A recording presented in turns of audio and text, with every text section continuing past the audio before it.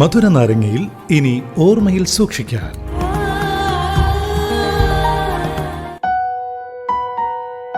ഇന്ന് ഓർമ്മയിൽ സൂക്ഷിക്കാനിൽ പറയാനുള്ളതും ടെലിവിഷനുമായി ബന്ധപ്പെട്ടൊരു കാര്യം തന്നെയാണ്. നമുക്കറിയാം, ഇന്ത്യൻ ടെലിവിഷൻ ഒരുപാട് താരങ്ങളെ സൃഷ്ടിച്ചിട്ടുണ്ട്. അതായത് പല പല ചാനൽ പരമ്പരകളിലൂടെ എത്തിയവരാണ് ഇന്ന് നമ്മുടെയൊക്കെ മനസ്സ് കീഴടക്കുന്ന സിനിമാ താരങ്ങൾ ഉൾപ്പെടെ.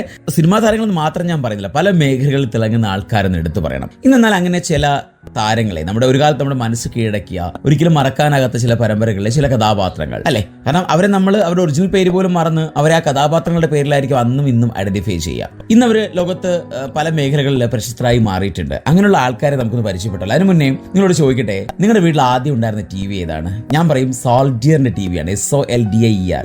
അതുപോലെ തന്നെ ഒനീഡയുടെ TV എനിക്കിപ്പോഴും നല്ല ഓർമ്മയുണ്ട് കേട്ടോ. അങ്ങനെ എന്റെ മനസ്സിൽ വന്ന 2 TVകൾ ഇതൊക്കെയാണ്, സോൾഡിയറും അതുപോലെ തന്നെ ഒനീഡ എന്ന് പറയുന്ന TV കേട്ടോ. നിങ്ങളുടെ വീട്ടിൽ ഏതായിരുന്നു TV? അതൊന്ന് ആലോചിച്ച് വെച്ചേക്കാം. അതോടൊപ്പം നിങ്ങൾ കണ്ട പരമ്പരകളും അതിലെ കഥാപാത്രങ്ങളും ഏതൊക്കെയാണ്?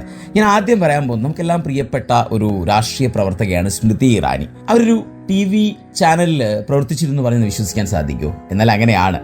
സ്മൃതി ഇറാനി വളരെ പ്രഗത്ഭയായിട്ടുള്ള സ്ത്രീയാണെന്ന് നമുക്കറിയാം. ഒരു മത്സരത്തിൽ പങ്കെടുത്തിട്ടുമുണ്ട്, ഒരു ചാനൽ മത്സരത്തിൽ. ഒരു അഭിനേത്രിയും കേന്ദ്രമന്ത്രിയുമാണ് സ്മൃതി ഇറാനി. പാർലമെന്റിലെ ഗർജിക്കുന്ന പ്രസംഗങ്ങളും അതുപോലെ തന്നെ അതിശയകരമായിട്ടുള്ള അഭിനയ ചോപ്സുകളും കൊണ്ട് ഇറാനി ഇപ്പോഴും ക്യോങ്കി സാസ് ബി കബി ബഹൂത്തിയിലെ തുളസി വിരാനി എന്ന് പറയുന്ന കഥാപാത്രമാണ്. നമ്മളൊക്കെ സ്നേഹത്തോടെ ഇപ്പോഴും ഓർക്കാറുണ്ട്, കണ്ടിട്ടുള്ളവർക്കാണെങ്കിൽ ഓർമ്മ വരും. അതുപോലെ തന്നെ മറ്റൊരു കഥാപാത്രം എന്ന് പറയുന്നത് നിതീഷ് ഭരദ്വാജിന്റെ കഥാപാത്രം. ശ്രീകൃഷ്ണൻ എന്ന് പറയുന്ന പേര് കേൾക്കുമ്പോഴേ ആദ്യം മനസ്സിലേക്ക് തെളിയുന്നത് നിതീഷ് ഭരദ്വാജിന്റെ മുഖമാണ് കേട്ടോ. എന്നാൽ ദൈവീകമായിട്ടുള്ള ഒരു മുഖം അദ്ദേഹത്തിനുണ്ട് എന്നുള്ളതാണ് വാസ്തവം. BR ചോപ്രയുടെ മഹാഭാരതം കണ്ടു വളർന്ന ആളുകൾക്ക് ഹസ്തിനപുരിയിലെ യുദ്ധഭൂമിയിൽ തന്റെ പാർത്ഥന് ജ്ഞാനത്തിന്റെ മുത്തുകൾ നൽകുന്ന നിതീഷ് ഭരദ്വാജിന്റേതാണ് ആ കൃഷ്ണൻ എന്ന മുഖം. സത്യമല്ലേ ഞാൻ ഈ പറയുന്നത്? അങ്ങനെയാണ്.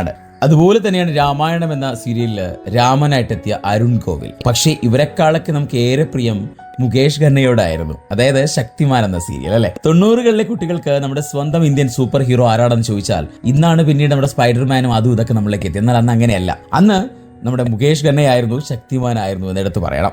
മൗനി റോയി ഓർക്കുന്നുണ്ടോ? പ്രമുഖ ആർട്ടിസ്റ്റാണ്. നാഗിനി എന്ന് പറയുന്ന ആ സീരിയലിലെ നാഗിനിയായി എത്തിയ മൗനി റോയി. അങ്ങനെ എത്രയെത്ര കഥാപാത്രങ്ങളാണ് അല്ലെ. അതുപോലെ എത്രയെത്ര പ്രോഗ്രാമുകളാണ് TV ചാനൽ നമുക്ക് സമ്മാനിച്ചത്. ഇനി എത്രയൊക്കെ നമ്മൾ വളർന്ന് വലുതായി എന്ന് പറഞ്ഞു കഴിഞ്ഞാലും ഈ പഴയകാല ഓർമ്മകൾ, അല്ലെങ്കിൽ ദൂരദർശൻ മുതൽ പിന്നീട് പ്രൈവറ്റ് ചാനൽ വന്നൊരു കാലഘട്ടമുണ്ട്.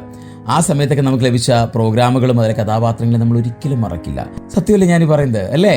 അതങ്ങനെയാണ്. ഒരുപാട് മികച്ച പ്രോഗ്രാമുകൾ ഇനിയും പറയാനുണ്ട്. പക്ഷേ ഒരു എപ്പിസോഡ് മതിയാകില്ല TVയെ കുറിച്ച് പറയുകയാണെങ്കിൽ. മറ്റൊരു ദിവസം വീണ്ടും നമുക്ക് ടെലിവിഷനെ കുറിച്ച് സംസാരിക്കാം. സോ ഇന്ന് തൽക്കാലം മധുര നാരങ്ങ അവസാനിക്കുന്നു.